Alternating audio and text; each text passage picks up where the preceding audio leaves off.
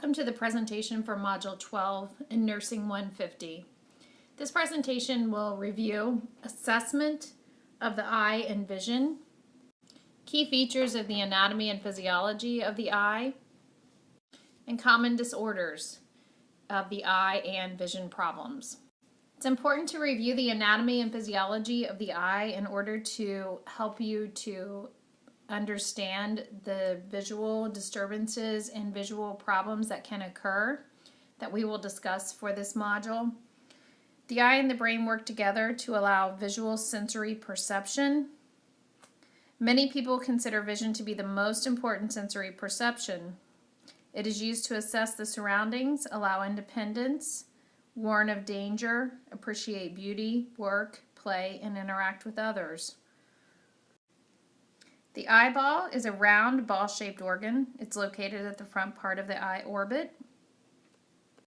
The sclera is the white part of the eye, and the transparent cornea is the front of the eye. The iris is the colored portion of the external eye. Its center opening is the pupil. The muscles of the iris contract and relax to control pupil size, which allows the amount of light entering the eye. The innermost layer is the retina.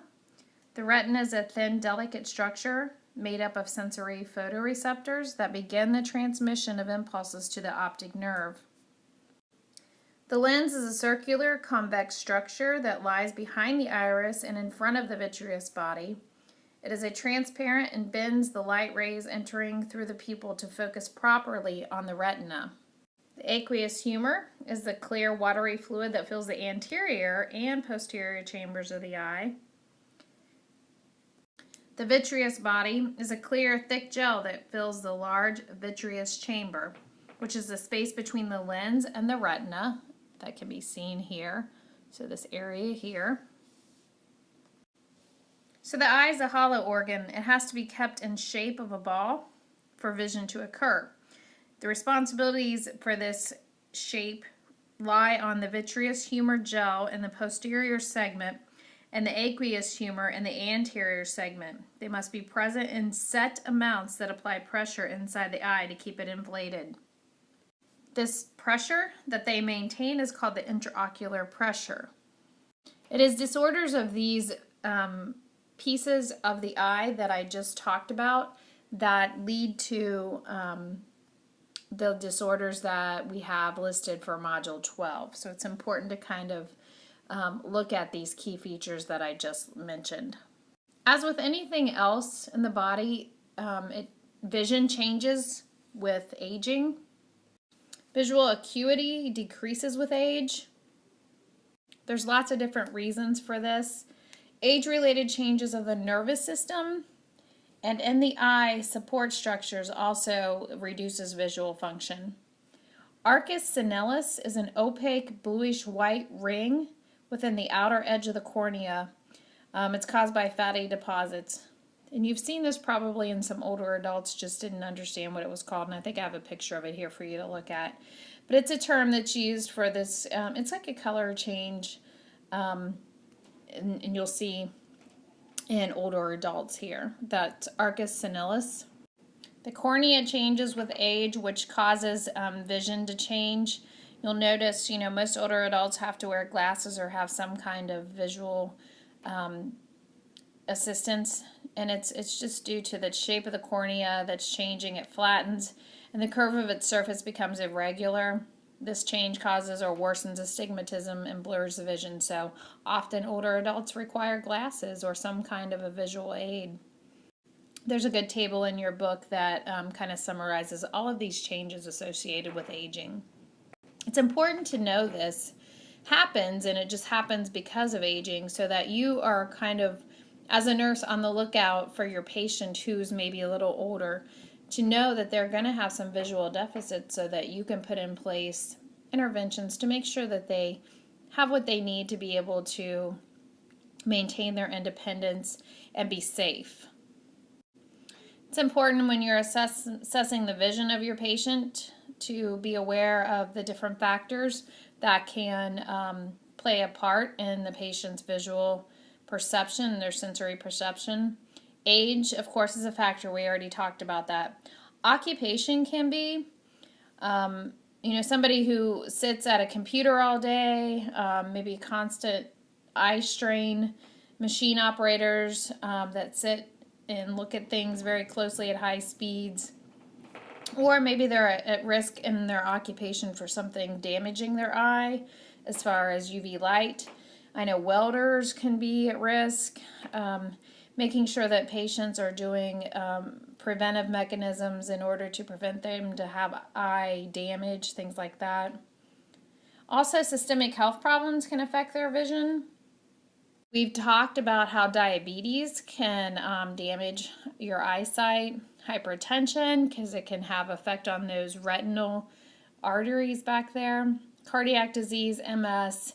Of course, MS and myasthenia gravis can have an effect on your vision, those oculomotor muscles and things like that. Lupus, there's medications that can affect your vision, so it's important to look those over. There's a good table in your book that summarizes those as well. Be on the lookout for medications that might be drying. It's usually decongestants and antihistamines can dry the eyes and increase intraocular pressure.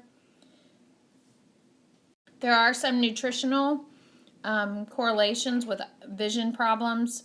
Decrease in some vitamins can cause visual abnormalities. Decrease in your vitamin A can cause eye dryness and blindness. Some nutrients and antioxidants, such as beta-carotene, help maintain retinal function. A diet rich in fruit and red, orange, and dark green vegetables is important to eye health. Teach all people to eat about 10 servings of these foods daily. That's a lot. I'm not sure many of us eat that many red, orange, and dark green vegetables, but it is important to help our health of our eyes. Some visual problems do run in families, so you always want to talk about their family history. I know glaucoma is definitely one of them that can be associated with family history. All right, moving into more specific disorders of the eye and vision, we're going to first talk about cataracts. Cataracts we're talking about the lens. Remember, the job of the lens is to bend the light rays entering through the pupil to focus properly on the retina. The curve of the lens changes to focus on near or distant objects. A cataract is a lens that has lost its transparency. This can simply happen because of age. The lens density increases with drying with age. It loses water and increases in density. Compression of the older lens fibers and production of new fibers and lens crystals. With time, a lens density increases and transparency is lost, which causes a greatly reduced visual sensory perception. Both eyes may have cataracts, but the rate of progression in each eye may be different. There are a couple of different reasons why people have cataracts. Some people are born or develop at a younger age due to trauma or exposure to toxic agents, but typically probably 25 to 27 million people in North America have cataracts, and it's typically age-related. Now, there are some things that put people at higher risk, and typically that is a sun exposure or exposure to other sources of ultraviolet light. So people who live in regions that have a higher incidence of sunlight, so patients maybe who live in Florida, California, things like that, that have more exposure to sunlight are more at risk for developing cataracts. Cataracts are not painful. Oftentimes people don't even know they've had it until they've had a pretty significant decrease in their vision. They begin to have slightly blurred vision and decreased color perception. At first, the patient may think that their glasses or contact lenses are smudged. As lens cloudiness continues, blurred and double vision occur, and the patient may have difficulty with their activities of daily living. It's at that point when surgical intervention is considered. Maybe it's kind of inhibiting their ability to get around. It's inhibiting their ability to drive, especially at night. That's when it's time to maybe consider surgery. Surgery is the only cure. As far as assessment that the provider might do, they do that Snellen eye chart to see what their vision is like, and examine the lens with an ophthalmoscope. They can take kind of a look. And the other thing that occurs with the opacity of the lens is that they lose the red reflex. So if you have seen people who have pictures taken and your eyes are red in the picture, what that is that's your lens. That's the reflex of the retina. So if you lose that, that means that your lens is so opaque that the light is not shining through to your retina. So that's an indicative of a patient having a cataract. And you can probably, maybe you've seen this in clinical, or if you're working with older adults, you can see the opacity of their eyes a little bit. It's kind of obvious in some patients that you can see that occurring. This is just a summary of what a cataract is, what a normal lens is. It should be transparent and elastic. However, as a patient grows older, the lens becomes more opaque and the elasticity is lost. Heavy sun exposure can speed the process. It's important to teach patients to, even in their 30s and 40s, to wear sunglasses to protect their eyes from sun exposure and UV light exposure to decrease the development of cataracts as they grow older. Just some pictures to kind of show you the opacity that you might see with a patient who has a cataract. If you can see how clear this one is, and this one's kind of got that grayish color to it, the same in this picture. Again, another visual to see. This is the lens. It becomes cloudy, it becomes less elastic in a patient that grows older, and that way the vision becomes blurred and cloudy. As I said before, surgery is the only cure. Through the years, we have perfected this to where it's an outpatient procedure, and it is very effective in the treatment of cataracts. The procedure is called phacoemulsification. That means the probe is inserted through the capsule, and a high-frequency sound waves break the old lens up into small pieces. They remove it by suction, and then we put in a replacement lens. It's placed inside the capsule to be positioned by light rays so that the light rays are focused on the retina. It's typically a little plastic lens. Different types are available, and one is selected by the surgeon and patient to allow correction of a specific refractive error. Again, as I said, these are very successful procedures. But there's some postoperative care that the patient needs to adhere to ensure that this is successful. Postoperative care for a patient with cataract surgery includes very, very specific education regarding the antibiotic and steroid ointment drops that are required post-procedure. If the patient is not able to do it post-procedure, a family member needs to be involved in the teaching so that these are applied appropriately, so that the patient does not develop an infection or inflammation secondary to the cataract surgery. Other strategies post-procedure are aimed at not increasing intraocular pressure, because this can lead to hemorrhage and it can lead to complications associated with this intervention. Remind the patient that mild eye itching is normal, as is a bloodshot appearance. The eyelid may be slightly swollen. However, significant swelling or bruising is abnormal. Cold compresses may be beneficial. Discomfort at the site is controlled with acetaminophen.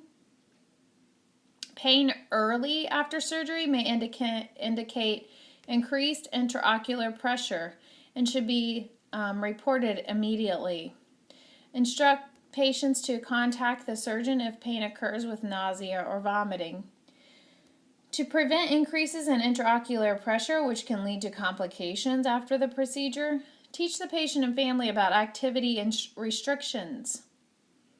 There's a table in your book that says activities that increase intraocular pressure. Your patient should avoid all of these after a procedure to fix their cataracts. So after phacoemulsification, all patients should avoid bending from the waist, lifting objects weighing more than 10 pounds, sneezing or coughing, They should avoid blowing their nose unless absolutely necessary. Straining to have a bowel movement. They should avoid vomiting if at all possible. They should avoid having sexual intercourse. This increases intraocular pressure. Keep the head in a dependent position. They should not do that. They should keep their head up. And they should avoid wearing tight shirt collars. Infection is a potential and serious complication of this procedure. Teach the patient and family to observe for increasing eye redness, a decrease in vision, or an increase in tears and photophobia. Creamy, white, dry, crusty drainage on the eyelids and lashes is normal. However, yellow or green drainage indicates infection and must be reported. Patients should have an improvement in their vision the day of surgery. Remind them that the final best vision will not occur until 4 to 6 weeks after the surgery. This is just a visual to show you how the sound wave and the suctioning probe takes out the old lens in order to replace it with the new lens. Just some other, just a list and a summary of all the things that are done post-operatively in a cataract surgery to maintain the patient's vision. Again, the antibiotics, make sure you review the application of eye drops so that you can teach a patient how to do it. Make sure it's things like the eye drops are patient specific. You don't share them. You make sure that you apply antibiotic ointment one at a time, that you don't, just, and that you wait a certain amount of time between each eye drop so that each one can do its job. And making sure that you don't touch the eye with the dropper. They don't need to wear a patch, but they could need to wear dark glasses to protect their eyes from the sunlight. They can have some mild itching, but pain indicates complication. I can't stress that enough. And they need to monitor for any increase in intraocular pressure, which can cause complications. Making sure they keep it clean and use their antibiotics to prevent that infection. If they can do all of this, they should be very successful in retaining their vision post-procedure. In the event that they have a complication post-cataract surgery, they might have sharp, sudden pain in their eye, bleeding, or increased discharge, swelling, decreased vision, or flashes of light. So make sure you tell them all of this so that they know when they need to call and get an appointment to come in immediately. All right, moving on to the next disorder of the eyes, glaucoma. Glaucoma is a group of eye disorders essentially related to an increase in the intraocular pressure. If you recall, I spoke about how the aqueous humor and the vitreous humor are the fluid in the anterior and posterior portion of the eye that keep the eyeball with its shape of a ball. And it has to be set in present amounts that apply pressure inside the eye to keep it its shape. So the vitreous humor does not ever change, the volume of it. However, the aqueous humor is continuously made from blood plasma from the ciliary bodies located behind the iris and just in front of the lens. The fluid flows through the pupil into the bulging area in front of the iris, and basically it's a continuous renewal. Usually about 1 milliliter of aqueous humor is always present, but is continuously made and reabsorbed at a rate of about 5 milliliters daily. A normal intraocular pressure requires a balance between production and outflow of this aqueous humor. If the intraocular pressure becomes too high, the extra pressure compresses retinal blood vessels and photoreceptors. This increased intraocular pressure compresses and results in poorly oxygenated photoreceptors and nerve fibers. These sensitive nerve tissues become ischemic and die. When too many have died, vision is lost permanently. The most common type of glaucoma is primary open-angle glaucoma. Primary angle closure glaucoma is sudden onset and is an emergency. So primary open-angle glaucoma is a little bit slower onset, It usually affects both eyes. It really, in the early stages, has no manifestations. So just comparing and contrasting, the angle closure glaucoma is more of an emergent situation. It's less common. The primary open angle glaucoma is more common. It's important to understand that glaucoma is a common cause of blindness in North America. It is usually age-related, and it can be somewhat familial tendencies, can be genetic. Your patient will often, with primary open angle glaucoma, will not notice that they have it until late manifestations occur, which is when irreversible damage to the optic nerve is seen.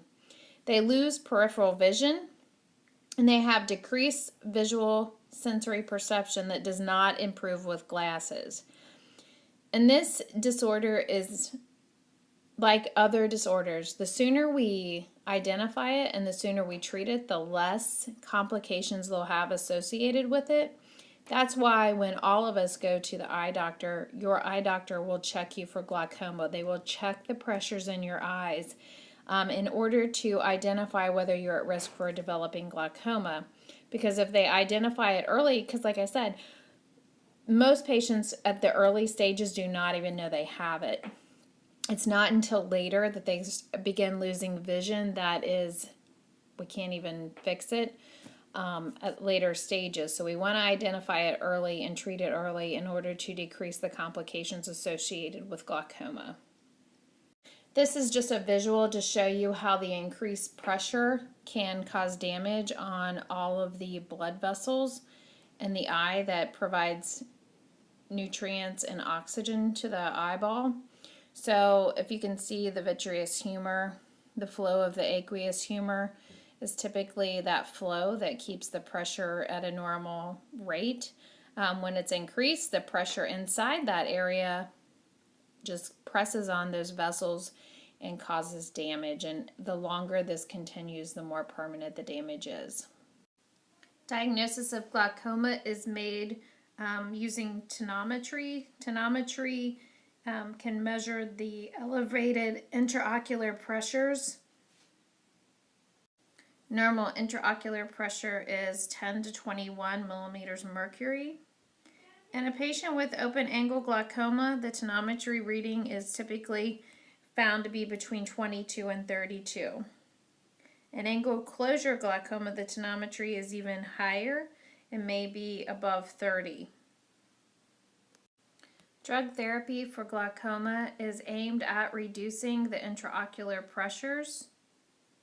Different types of drug therapy is utilized they can work in ways to decrease the production of the fluid within the eye, increase the absorption of the aqueous humor, or constrict the pupil so that the ciliary muscle is contracting, which allows better circulation of the aqueous humor. These drugs do not improve the lost vision, but prevent more damage by decreasing the intraocular pressures.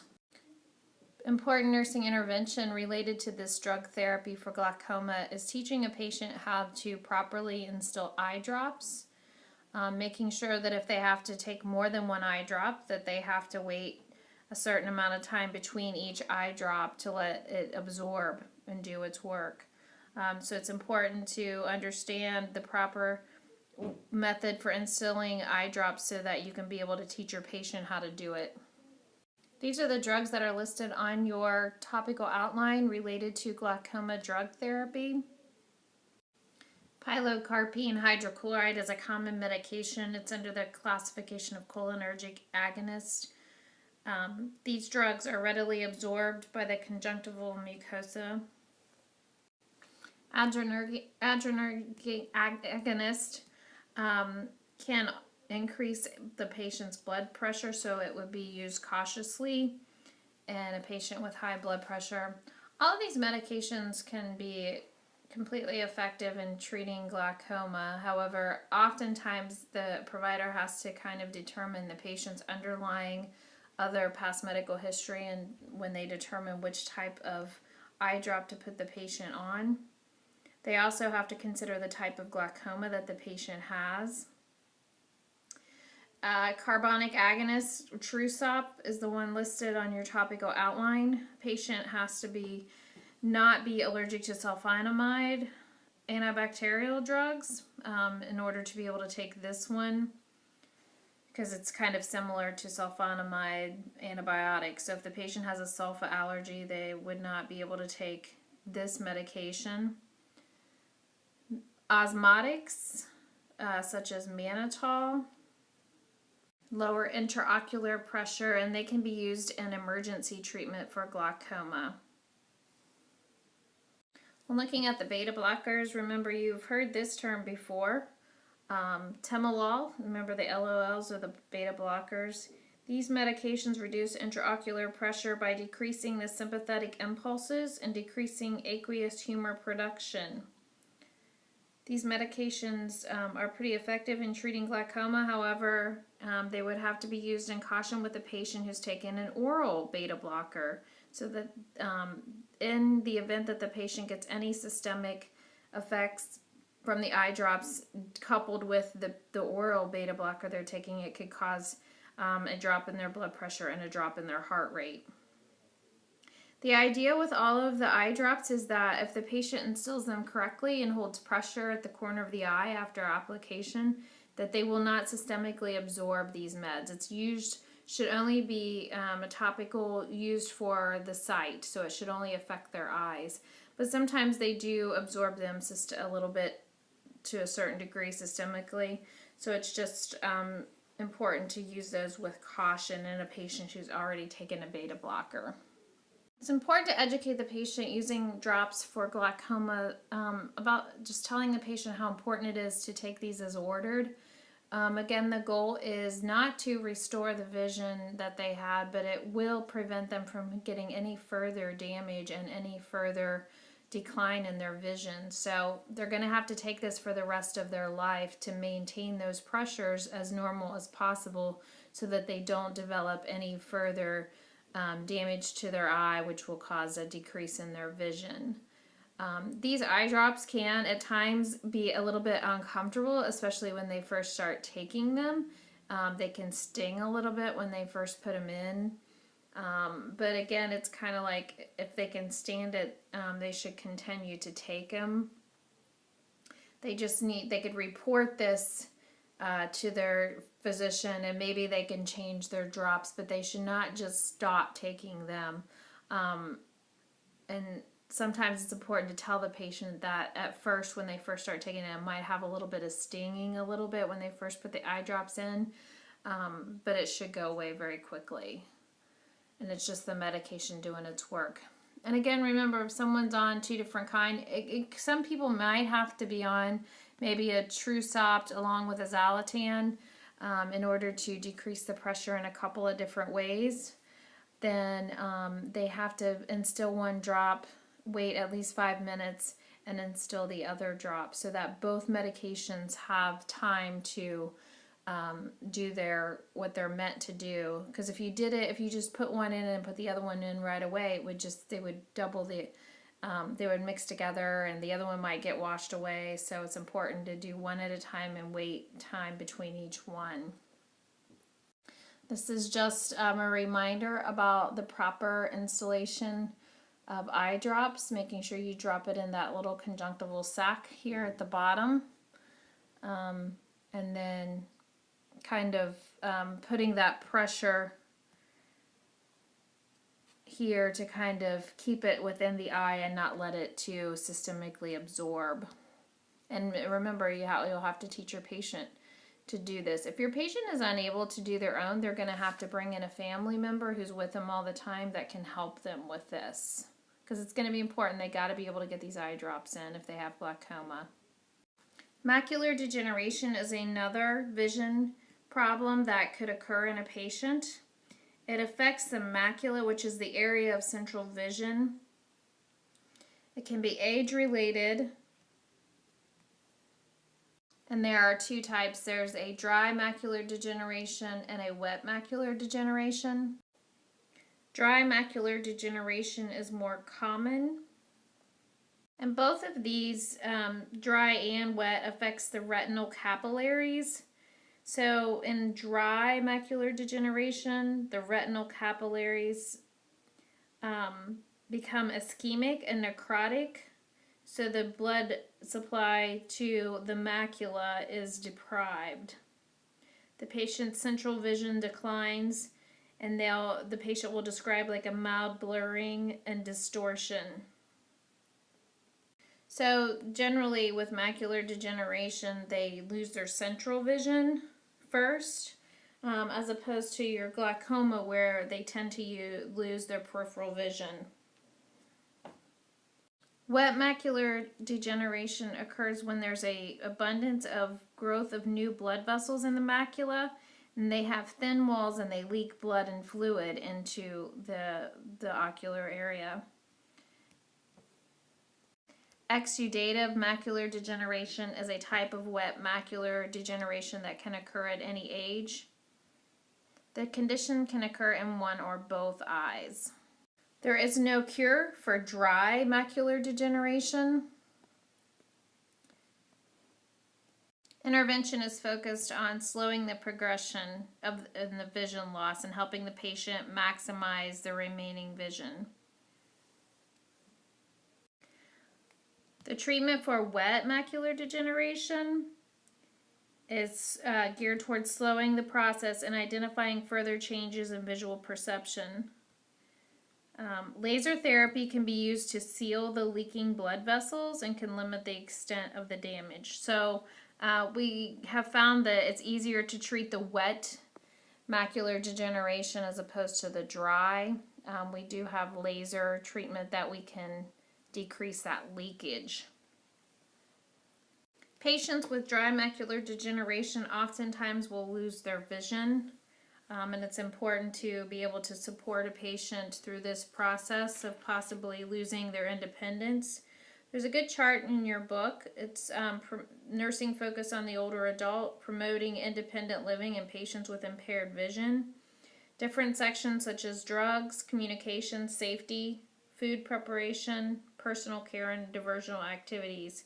Make sure you review that and be able to identify ways to help a patient remain independent with impaired vision.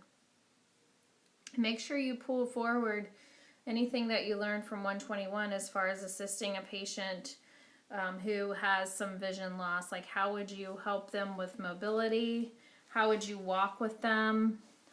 You always want to help them maintain their independence. So make sure you kind of review those interventions.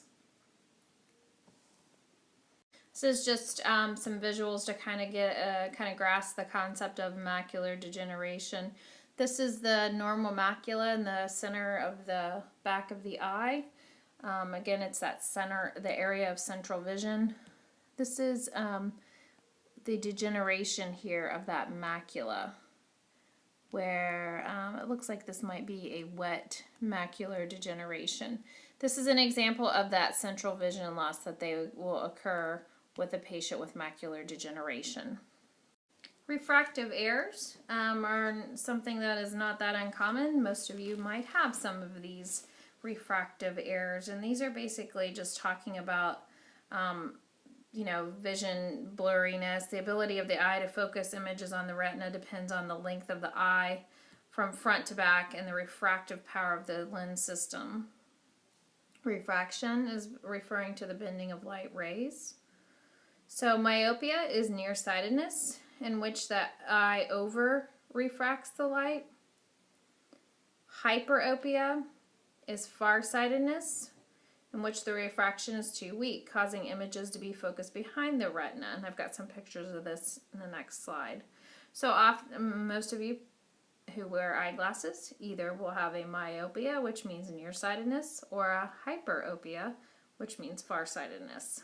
Presbyopia is a term that refers to age-related problem in which the lens loses its elasticity and is less able to change shape to focus.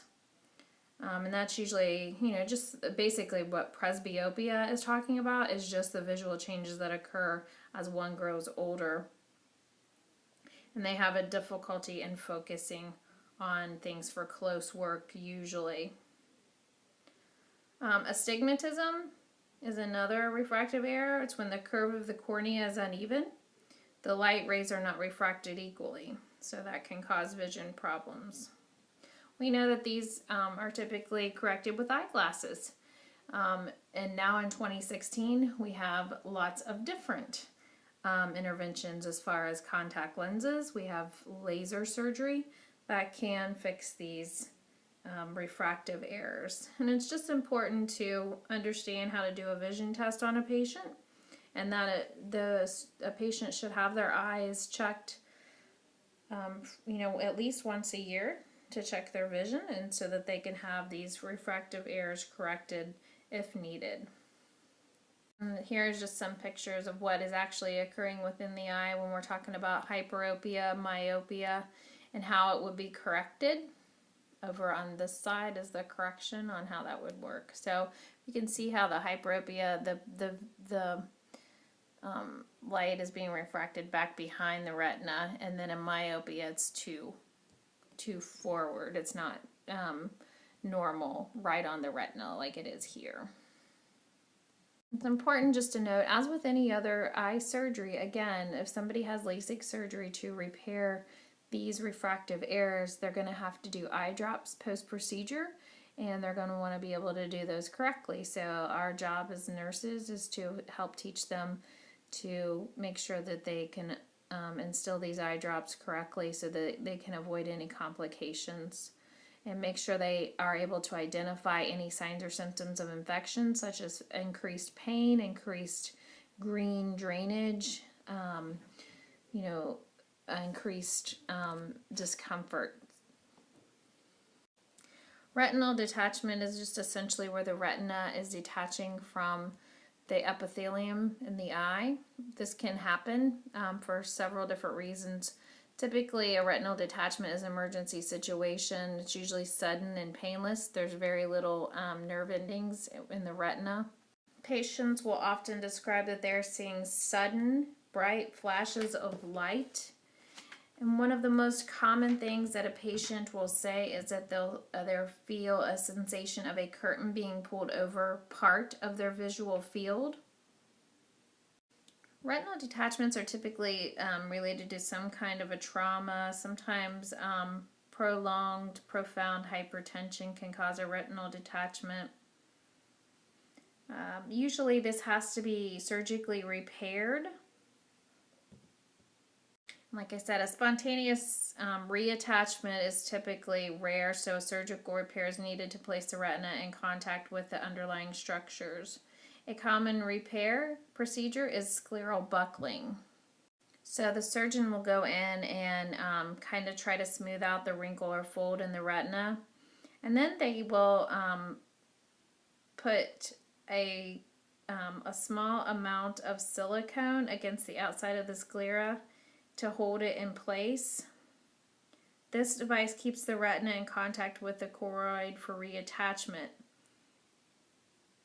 A gas or silicone oil is usually placed inside the eye to promote the retinal reattachment. These agents float up and against the retina to hold it in place until healing occurs. The important reason why I'm discussing this installation of silicone is because it requires that the patient post-op care that they have some activity restrictions. If they have instilled this gas or oil, the patient will have to remain in the position that the surgeon prescribes. Typically, that's they have to lay in a prone position, depending on what the surgeon prescribes anymore. It's a little bit different now that they've gotten a little bit more updated procedures for this. But make sure that the patient reports any sudden increase in pain. And they also are going to have to do those things to avoid activities that increase intraocular pressure. And make sure you remember what those, I talked about that when I talked about post-cataract surgery as well. For a patient with a retinal detachment, they're going to have to avoid anything that really strains the eyes, like close-up work, because we want that eye to heal and to rest. So they can't sew or do really reading or writing at least for a week at post-surgery to decrease any strain on the eye. Make sure the patient understands any signs and symptoms of infection, a sudden change in their visual acuity, eye pain, and these are things that they need to notify the surgeon about. And this is just a summary of nursing interventions associated with managing a patient with vision changes. Communication about use of adaptive items, just making sure that the patient has what they need, keeping them safe. Think about removing the clutter from the room. Don't change things on them. Make sure you leave the setup of the room as they know it to be. Making sure to keep things out of the way, keeping them in the same place.